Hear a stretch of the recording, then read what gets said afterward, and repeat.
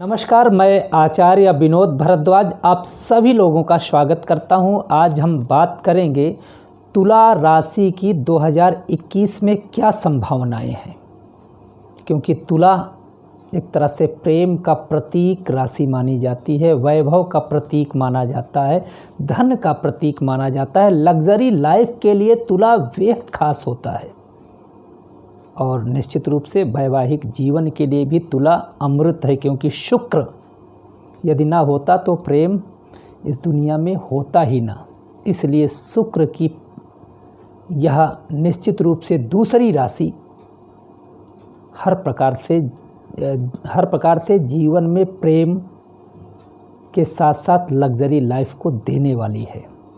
आज हम बात करेंगे 2021 की संभावनाओं की, लेकिन यदि आप लोग किसी भी प्रकार का प्रश्न लेना चाहते हैं, चाहे वह ज्योतिष से संबंधित हो, वास्तु से संबंधित हो, चाहे वह तंत्र मंत्र टोटकों से संबंधित हो, चाहे आपकी महादशा अंतरदशा में तमाम दिक्कतें चल रही हों या जन्म कुंडली से संबंधित किसी भी प्रश्न के लिए आप जा सकते हैं www.astrotak.com पे। वहाँ पे विनोद भारद्वाज प्रोफाइल को सिलेक्ट करके आप अपनी समस्याओं को लिख सकते हैं। एक उपाय आपकी समस्त समस्याओं का निश्चित रूप से निदान होगा।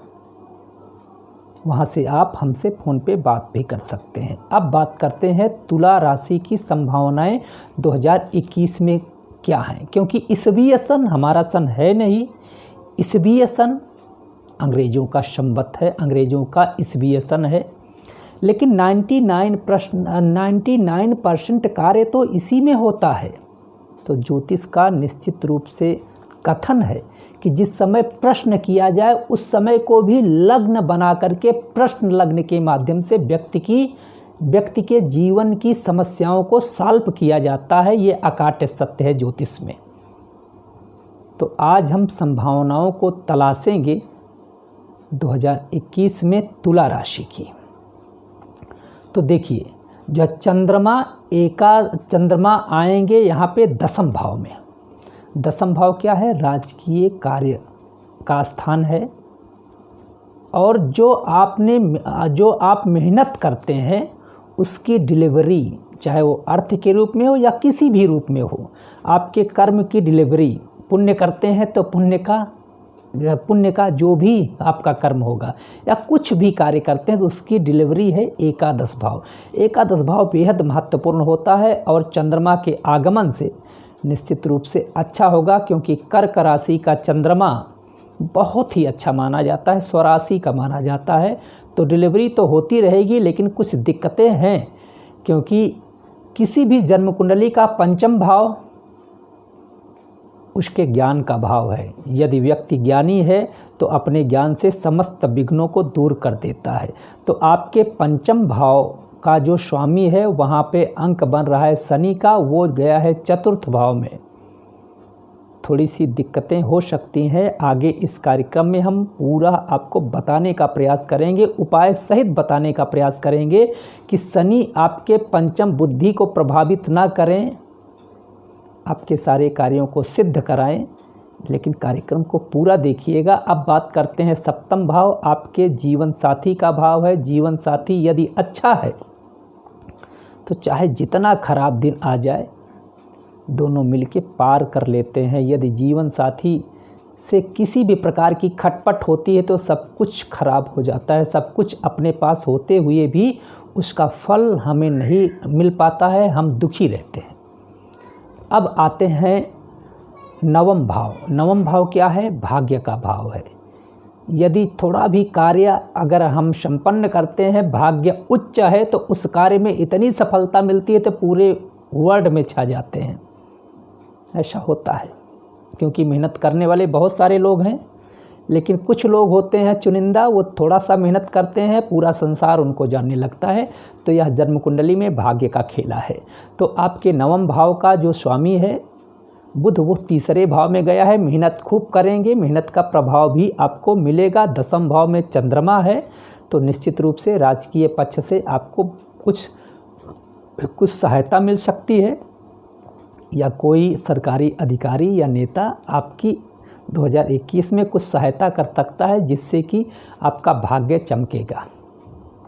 साथ ही साथ एकादश स्थान पे सूर्य है, वो तीसरे भाव में, एकादश स्थान पे सूर्य का अंक है, वह तीसरे भाव में है, तो पराक्रम तो देगा ही देगा। लेकिन आपको कुछ कार्य संपन्न करने होंगे, क्योंकि आपकी राशि पे शनि की ढैया है, तो व्यर्थ का भाग दौड़ आपके जीवन में बनी रहेगी।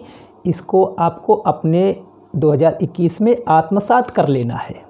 भाग दौड़, अगर आप भाग दौड़ करेंगे तो फल आपको ज़रूर मिलेगा। साथ ही साथ आप क्रोध से, उत्तेजना से आपको दूरी बनाने की आवश्यकता है, क्योंकि अगर क्रोध में आए तो आपके अंदर चिड़चिड़ापन आएगा। चिड़चिड़ापन आएगा क्योंकि योग है। अगर चिड़चिड़ापन हुआ तो सबसे पहले दाम्पत्य जीवन उसके प्रभाव में आएगा, क्योंकि सप्तम भाव में मंगल है, तो आपके घर में ही जो लड़ाई झगड़ा होगी तो बाहर क्या करेंगे। इसलिए आपको पूरे साल चिड़चिड़ापन, क्रोध तथा इन सब चीज़ों से बचना होगा। साथ ही साथ मानसिक स्थिरता के साथ अपने लक्ष्य पे ध्यान रख करके कार्य को करने की ज़रूरत है। लक्ष्य से इधर उधर होने की ज़रूरत नहीं है। 2021 निश्चित रूप से आपके लिए अच्छा हो जाएगा। व्यर्थ की भाग दौड़ भी हो सकती है, यात्राएं भी हो सकती हैं, लेकिन अगस्त के बाद आपका समय चेंज होगा, आर्थिक स्थितियां अच्छी होंगी। और साथ ही साथ आप जो व्यवसाय के प्रति निश्चित रूप से बहुत सावधान रहें। पारिवारिक उलझनों से आपको बचने की आवश्यकता है। जून जुलाई में आपका भाग्योदय हो सकता है। मानसिक स्थिरता के साथ अपने लक्ष्य पे ध्यान रखते हुए कार्य यदि आप संपन्न करेंगे तो तुला राशि वालों के लिए 2021 बहुत अच्छा हो जाएगा।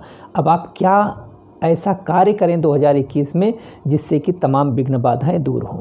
देखिए, काल भैरव को आप उड़द का दान शनिवार को अगर आप करेंगे तो निश्चित रूप से ये जो आपके ऊपर शनि की ढैया है उसका उपचार होगा और शनि महाराज परेशान नहीं करेंगे। शनिवार का व्रत रखने का प्रयास करें। शुक्रवार के दिन जरूर खीर अपने घर में बनवाएं, आप भी खाएं, परिवार को खिलाएं।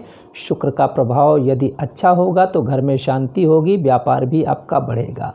गुड़ और पट्टी का दान आप निश्चित रूप से रविवार को ज़रूर करें, अच्छा रहेगा। पूरे साल आप हनुमान चालीसा का पाठ करें और शनि को तेल चढ़ाना बिल्कुल मत भूलिएगा, क्योंकि आपके जीवन में जो ये शनि की एक प्रकार से ढैया विशेष करके 2.5 साल के लिए है, परेशान कर सकती है। इसलिए भगवान शनि की आराधना करते रहें।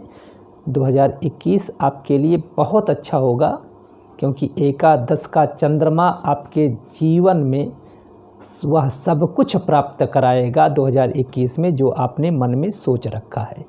मित्र, अगर यह कार्यक्रम आपको अच्छा लगा है या कहीं भी कोई चीज़ समझ में नहीं आई है तो आप ज़रूर से ज़रूर आप कमेंट करें, मुझसे पूछ सकते हैं और मैं आपको समझाने का प्रयास करूंगा। आप लोगों का बहुत बहुत धन्यवाद। नमस्कार।